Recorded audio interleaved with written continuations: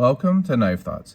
This video is going to be my review of this pry bar, and this is the Nice Guy Machine Company Ladyfinger. So hopefully you can see under here, under the clip, it says Ladyfinger, and this is the pinky version of the Ladyfinger. I did a video on the thumb version, thanks to a friend TJ who loaned it to me, but I bought this one from the latest release of this model from Nice Guy Machine Company, and it's one that I had wanted to check out for a long time. I saw this pry bar and just thought that it looked like a really kind of unique and useful pry bar design. And so what's different about it? Well, first of all, it has this angled edge to the pry tip.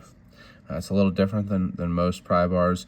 The other thing is that it has this curved kind of bevel or ramp to the pry, and so you get a pretty thin actual tip here. The edge, it's not an edge of course, but it's pretty thin, and like a hollow grind on a knife, it stays thin longer before it then thickens out than if it was a flat grind of that pry tip. And then the other thing is that it's pretty small, and I wanted to carry a pry bar in an EDC wallet. It's just something that I decided I wanted to do, and so this was seemed like a great option for that. So they don't release all the time, and eventually they did release, and I picked this one up. This one has a different finish than they've had before, than some of the other Nice Guy Machine Company stuff has. It's like a more of a glass blasted type look to it, but I honestly forget what it was called, like micro blast or something like that.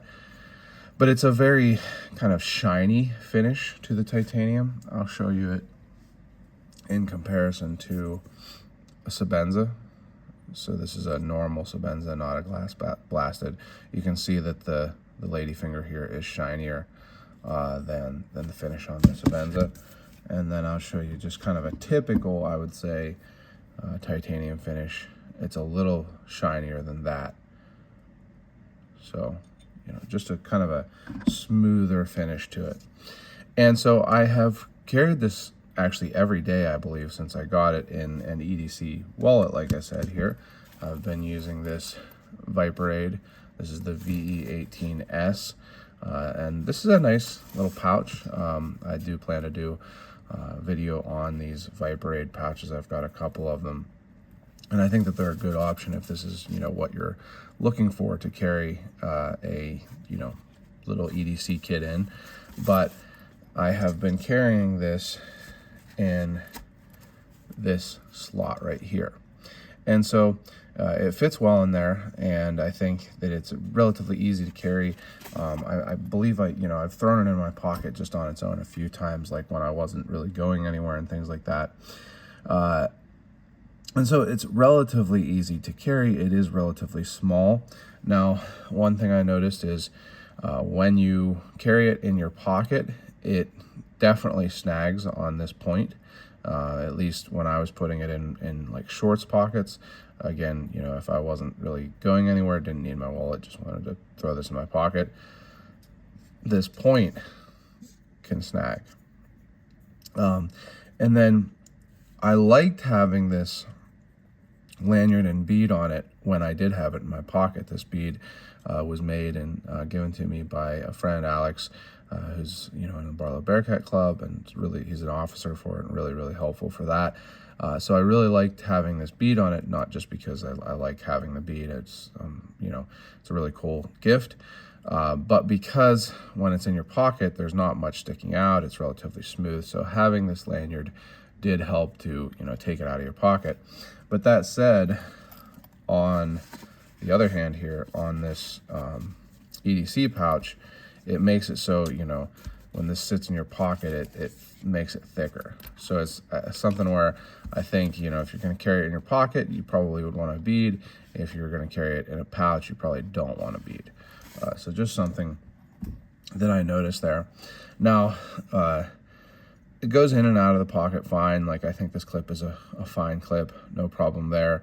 I think that the machining is really nice. It certainly it feels nice.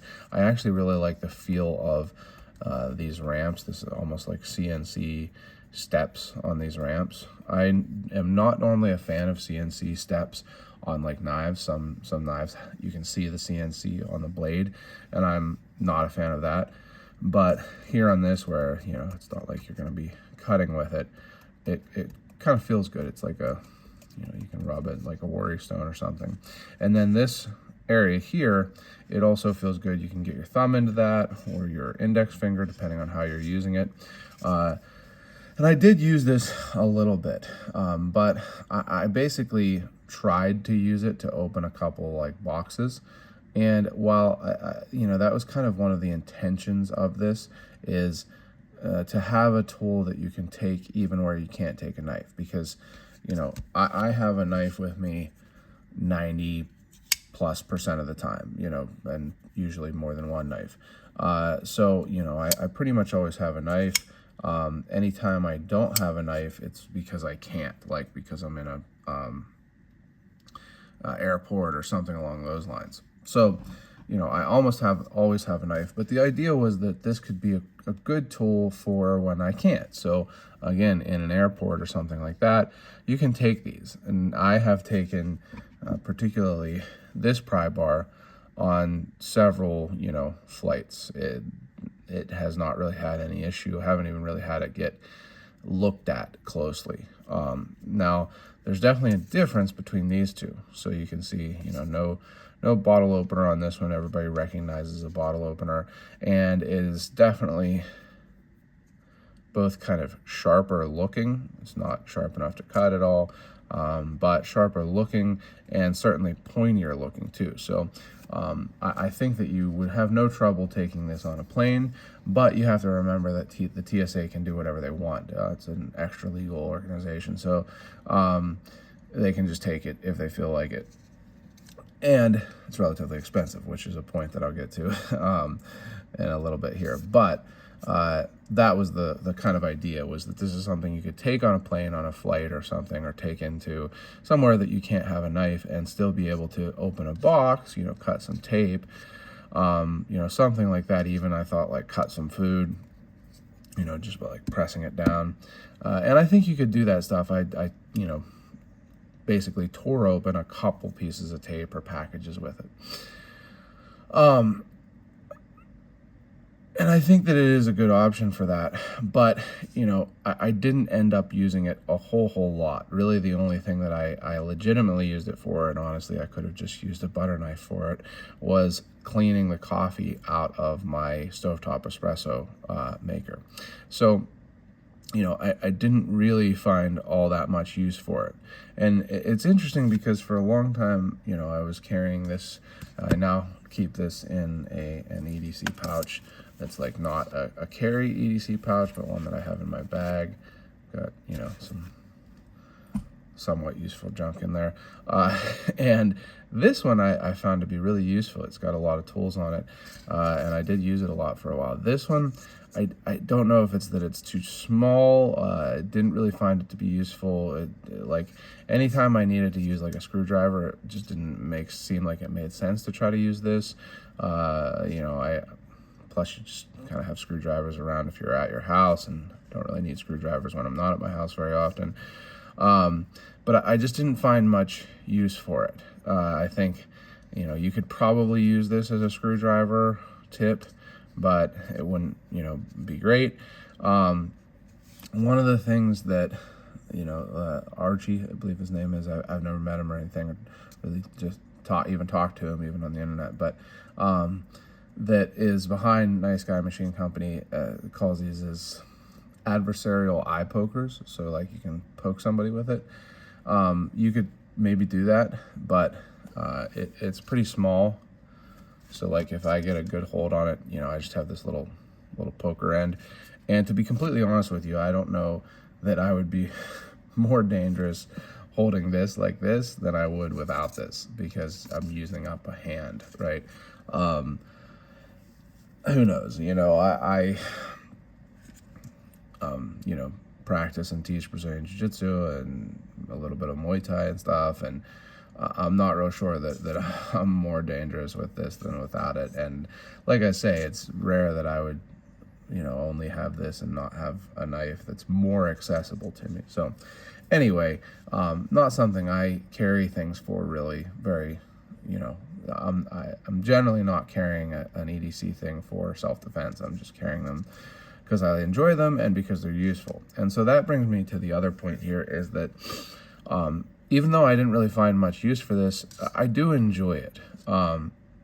I think that that's probably the biggest reason that you would get this, is, there's other things that you can get that are probably more practical than this particular one. Now, that's an argument that people make about knives too, fancy knives. Like, certainly there's a lot of knives that you can get that don't cost $500 or whatever.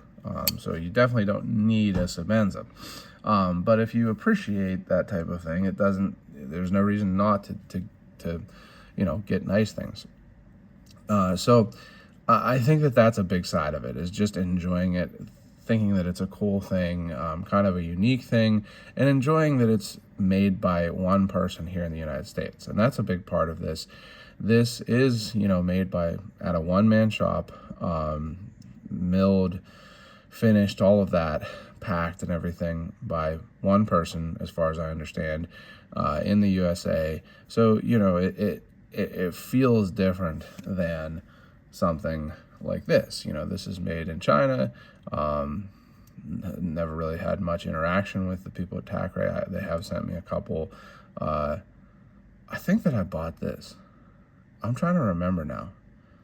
I can't even really remember, to be completely honest. They might have sent this to me, but they have sent me a couple knives. But I haven't, talked with them. So it's a little bit of a different kind of experience buying something from someone that you can interact with online, and is in the USA and everything like that. The question then becomes, for each individual, for me, for you, whatever, is it worth the price? And so the price on this was $157, $150 plus $7 shipping. And to be completely honest, I think for me, the answer is no. Recently, I love EDC stuff. I really love knives. I love knives more than EDC stuff, but I love EDC stuff. But recently, I've been really trying not to just accumulate things and have things with me just, because I can't decide which thing to carry and stuff like that, or I might need it, I've never really needed it, but I might need it. And I know that kind of goes against being, a content creator for EDC and knife stuff, but I don't care, I have tried to move kind of away from just having a whole bunch of stuff and carrying a whole bunch of stuff that I don't use or need. And so while I do really enjoy this, I enjoy this as a thing, I don't think it's a thing that I need, and therefore a thing that, is worth $150 to me. So I have enjoyed checking it out. I'm glad I got it because I was wanting it for a long time. And so getting it and kind of seeing how it fits into my carry and my uses and stuff is helpful to kind of see that it isn't something that I really need. And actually has, while I enjoyed getting to check it out, I was thinking, oh, maybe I'll get another one of their pry bars, the what do they call it? The side piece. And I don't really think I will now. So that's, a good thing. Gonna save me $200 or whatever, maybe more. I think they were like $230 or something. So it's an expensive little piece of milled titanium, but I understand the design and the work that goes into it. And I hope that the next person who gets this, who's a Barlow Bearcat also, will really enjoy it and get use out of it. So if you've enjoyed this video, make sure you subscribe to the channel, click the bell and select all so you know when I post new videos. Go to knifethoughts.com and subscribe to my newsletter. That's the best way to get all the latest knife thoughts. And last but not least, as always, don't forget to go out and do good.